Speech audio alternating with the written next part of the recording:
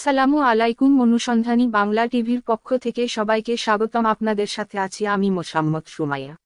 দিনাজপুরে নবাগত police super Nazmul হাসানের সঙ্গে সাংবাদিকদের মতবিনিময় সভা অনুষ্ঠিত হয়েছে। দিনাজপুরে নবাগত পুলিশ সুপার নাজমুল হাসানের সঙ্গে সাংবাদিকদের মতবিনিময় সভা অনুষ্ঠিত হয়েছে। গত বুধবার সকাল 11টায় পুলিশ সুপার কার্যালয়ের কনফারেন্স রুমে এই সভা অনুষ্ঠিত হয়। সাংবাদিকদের সঙ্গে পরিচয় পর্ব শেষে প্রধান অতিথির বক্তব্যে এসপি নাজমুল হাসান বলেন, মানুষ যেকোনো রাজনৈতিক মতাদর্শের হোক, ব্যবসায়ী হোক, সাধারণ মানুষ হোক, এমনকি কোনো অপরাধী হোক না কেন, সর্বাগ্রে আমাদের মানুষের অধিকার নিশ্চিত করতে হবে। কোনো মানুষ যেন বৈষম্যের শিকার না হয়।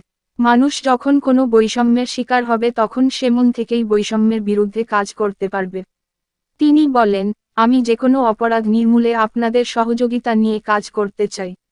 আমাদের কাজের কোনো ব্যত্যয় ঘটলে সাংবাদিকরা যেন অবগত করেন এবং পুলিশের দ্বারা কেউ যেন হয়রানির শিকার না হয় সেদিকে নজর রাখতে হবে।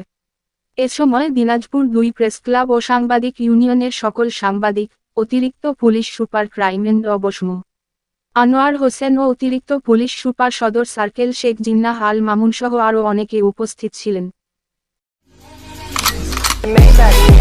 Can anybody out there hear me? Hear me?